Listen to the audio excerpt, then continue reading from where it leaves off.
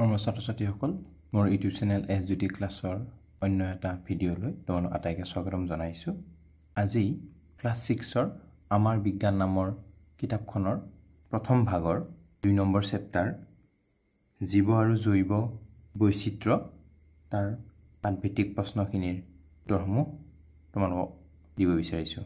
1 number প্ৰশ্ন দিয়া আছে, শুদ্ধ উত্তৰৰ গোলটো সম্পূৰ্ণকৈ পূৰ কৰা। ৰোমান 1, উদ্ভিদৰ তলৰ কোনটো প্ৰক্ৰিয়াত পখিলাই উদ্ভিদক সহায় কৰে? অভিযোজন, খাদ্য প্ৰস্তুতকৰণ, প্ৰজনন আৰু শ্বাস-প্ৰশ্বাস।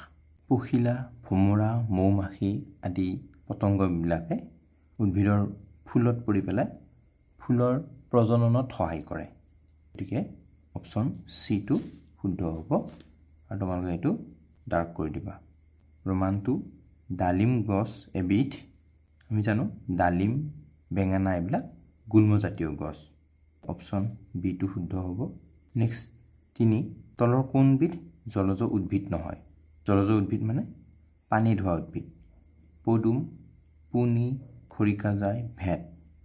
পদুম, পুনি আৰু ভেট পানীত হয়, কিন্তু খৰিকাজাই পানীত নহয়। খৰিকাজাই আমি গুটি মালতী বুলিও জানো। এই ফুলটো ৰাতি ফুলা ফুল। গতিকে অপশ্যন বিটো শুদ্ধ। 4 নম্বৰ, চৰাই ডেউকা হ'ল পাখিৰ ৰূপান্তৰ, পিছ ঠেঙৰ ৰূপান্তৰ, আগ ঠেঙৰ ৰূপান্তৰ আৰু এ আৰু বি দুয়োটাই। চৰাই ডেউকা আগ ঠেঙৰ ৰূপান্তৰ হয়। অপশ্যন বিটো শুদ্ধ। নেক্সট 5, ঠাণ্ডা ঠাইত থকা জন্তুবোৰৰ দেহত দীঘল নোমৰ কাৰ্য কি? ই দেহক তাপৰ পৰা সুৰক্ষা দিয়ে, ই দেহক বৰষুণৰ পৰা সুৰক্ষা দিয়ে, ই দেহক শীতৰ প্ৰকোপৰ পৰা সুৰক্ষা দিয়ে, ই দেহক আঘাতৰ পৰা সুৰক্ষা দিয়ে। আমি জানো যে ঠাণ্ডা ঠাইত থকা জন্তুবিলাকৰ গাৰ নোমবিলাক দীঘল, কাৰণ যাতে সেই নোমবিলাকে তাহাঁতক ঠাণ্ডা বা শীতৰ পৰা ৰক্ষা কৰিব পাৰে। গতিকে অপশ্যন চিটো শুদ্ধ। 2 নম্বৰ, খালী ঠাইবোৰ কৰা। ৰোমান 1, বীজপত্ৰ ডেছৰ ভিতৰত থাকে? বীজৰ ভিতৰত থাকে। নেক্সট, জালৰ দৰে শিৰাবিন্যাস ডেছ উদ্ভিদৰ চৰিত্ৰ? দ্বিবীজপত্ৰী উদ্ভিদৰ চৰিত্ৰ। 3 নম্বৰ, উদৰ কোষটোত ডেছ জমা হৈ থাকে? খাদ্য জমা হৈ থাকে। 4 নম্বৰ, পৰ্বতীয় অঞ্চলৰ গছৰ আকৃতি ডেছৰ দৰে? শংকুৰ দৰে। এই আকৃতিটোকে কৈছে শংকু আকৃতি। নেক্সট, ফোঁপোলা হাড় ডেছৰ এক চৰিত্ৰ? চৰাইৰ এক চৰিত্ৰ। চৰাইৰ হাড়বোৰ ফোঁপোলা কাৰণে তাহাঁতে উৰি ফুৰাত সুবিধা হয়, কিন্তু উট পক্ষীৰ হাড় ফোঁপোলা নহয়, সেইকাৰণে সি উৰিব নোৱাৰে, দৌৰি ফুৰে। ইংলিছ মিডিয়ামৰ ক্ষেত্ৰত 1, darken the circle of correct answer. Roman 1, butterflies help plant in reproduction? Option C. 2 number, pomegranate plant is shrub? 3 number, which of the following is not an aquatic plant? Jasmine. The wings of birds are modified of forelimb. 1st number, what is the function of long fur in the body of animals living in colder region? It protects the body from cold. Option C. 2, fill in the blanks. Roman 1, cotyledon is present within the seed. Next, 2, net-like venation is a character of dicot plant. Camels store food in its hump. The tree growing in mountain have cone-like shape. C-O-N-E. Hollow bone is a character of bird. Next 3 number প্ৰশ্ন, চমু উত্তৰ লিখা। 1, আৱাসস্থল কাক বোলে? বা ইংৰাজীত what is called habitat? 3 নম্বৰ, Roman 1 প্ৰশ্নৰ উত্তৰটো, জীৱ এবিধে স্বাভাৱিকভাৱে যি ঠাইত বাস কৰিব পাৰে সেই ঠাইকে জীৱবিধৰ আৱাসস্থল বোলে। ইংৰাজীত লিখিলে the place where an organisms naturally NATURALLY naturally lives is called habitat. 2 number প্ৰশ্ন, জৈৱ বৈচিত্ৰ্য মানে কি বুজা? 3-2 এনসাৰ আমাৰ চাৰিওফালৰ পৰিৱেশত অনেক প্ৰকাৰৰ জীৱ আছে দাৰি এই সকলো প্ৰকাৰৰ জীৱকে একেলগে আমি জৈৱ বৈচিত্ৰ্য বুলি বুজো 3-2 টো ইংলিছ মিডিয়ামত There are various types of organisms in our environment. All these organisms are referred to as biodiversity. Next, Roman 3.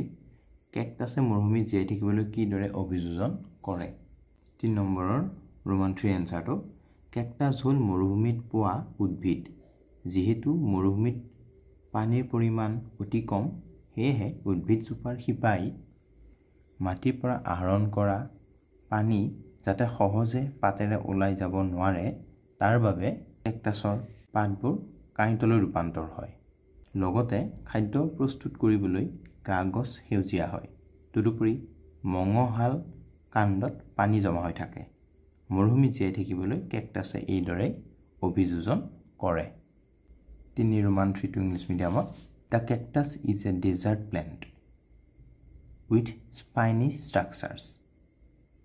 Their spines are modified leaves. Leaves are modified to thorns in order to reduce water loss through evaporation. The stem is green, so it can produce its own food.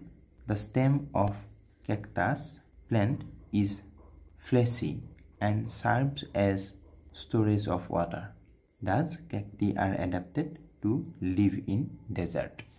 4 number জীৱৰ তিনিটা সাধাৰণ বৈশিষ্ট্য লিখা Roman 4 এনসাৰটো জীৱৰ তিনিটা সাধাৰণ বৈশিষ্ট্য হ'ল জীৱই খাদ্য খায় জীৱই উশাহ নিশাহ লয় আৰু জীৱই চলাচল কৰে ইংলিছ মিডিয়ামত 3 common characteristic features of living beings are only living beings get food only living beings moves living beings can breathe Roman 5 সমান্তৰাল হীৰাবিন্যাস থকা তিনিবিধ পাতৰ উদাহৰণ দিয়া 3 Roman 5 সমান্তৰাল হীৰাবিন্যাস থকা তিনিবিধ পাতৰ উদাহৰণ হ'ল ধান ঘেঁহু মাকৈ ইংলিছ মিডিয়ামত 3 examples of plants having leaves with parallel venation are paddy wheat maize 6 number জৈৱ বৈচিত্ৰ্যৰ গুৰুত্ব লিখা 6 নম্বৰ উত্তৰটো জৈৱ বৈচিত্ৰ্যতাই আমাৰ পৰিৱেশৰ ভাৰসাম্যতা ৰক্ষা কৰাত সহায় কৰে গছত চৰায়ে বাহ সাজি থাকে গছত থকা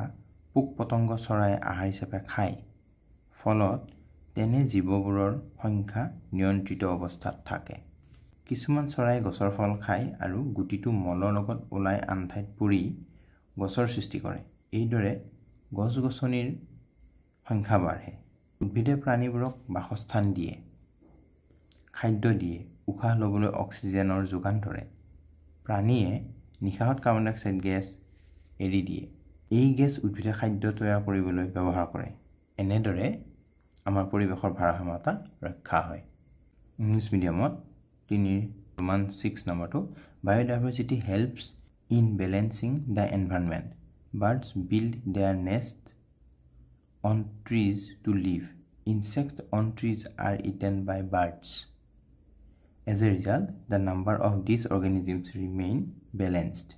Some birds eat the fruits of the trees. The seeds of the fruit come out along with the fishes and fall elsewhere. From these seeds, new plants grow. In this way, the number of trees increases. Plants, in turn, provide food to animals. They provide oxygen for breathing. Animals releases carbon dioxide gas during exhalation. This gas is used by plants for synthesis of food. This is the significance of biodiversity. Next, 3 Roman 7 চৰাই জৈৱ বৈচিত্ৰ্যৰ এক প্ৰয়োজনীয় অংশ ব্যাখ্যা কৰা 3 7 উত্তৰটো কিছুমান চৰায়ে শস্য আহাৰ হিচাপে খায় আন কিছুমানে খেতি পথাৰৰ অনিষ্টকাৰী পোক পতংগ খাই শস্যৰ উপকাৰ সাধন কৰে বহু চৰায়ে গছত বাহ সাজি থাকে গছত থকা পোক পতংগ আহাৰ হিচাপে গ্ৰহণ কৰি তেনে জীৱৰ সংখ্যা নিয়ন্ত্ৰিত অৱস্থাত ৰাখে কিছুমান চৰায়ে গছৰ ফল মূল খাই ফলৰ গুটিটো মলৰ লগত ওলাই আন ঠাইত পৰে। এনেদৰে অৰণ্যৰ বিস্তাৰত সহায় কৰে। এইদৰে চৰাইয়ে আমাৰ পৰিৱেশৰ ভাৰসাম্যতা ৰক্ষা কৰে। সেয়ে চৰাই জৈৱ বৈচিত্ৰ্যৰ এক অংশ। 3 ৰোমান 7 ইংলিছ মিডিয়ামত Birds build their nests on trees to live. Insects on trees are eaten by birds. As a result, the number of these organisms remain balanced. Some birds eat the fruit of trees. The seeds of the fruit come out along with the fishes and fall elsewhere. From these seeds, new plants grow. The plants give oxygen to all living organisms. Thus, we can say that birds are important component of biodiversity. Next, sign number শুদ্ধ না অশুদ্ধ লিখা। Roman 1 সকলোবোৰ পতংগই আমাৰ বাবে অপকাৰী। এটো অশুদ্ধ। লিখি দিছো আৰু ইংৰাজীত কি হ'ব false f। 2 নম্বৰ চৰাইয়ে অৰণ্য বিস্তাৰণত সহায় কৰে। এটো শুদ্ধ। লিখি দিছো ইংৰাজীত true। 3 নম্বৰ পৰিৱেশৰ সকলো জীৱৰ মাজত কোনো ধৰণৰ পৰস্পৰ সম্পৰ্ক নাই। এটো অশুদ্ধ false। জৈৱ বৈচিত্ৰ্যৰ অৱক্ষয়ে পৰিৱেশত প্ৰভাৱ পেলায়। এটো শুদ্ধ। 5 নম্বৰ অতিপাত ঠাণ্ডা ঠাইত কোনো জীৱ জীয়াই থাকিব নোৱাৰে। এটো অশুদ্ধ। টুন্দ্ৰা অঞ্চল বা মেৰু অঞ্চলত বহুতো জীৱ বাস কৰে, গতিকে এই বাক্যটো অশুদ্ধ। আজিৰ ভিডিঅ'ত ইমানখিনি আছিল। Thank U.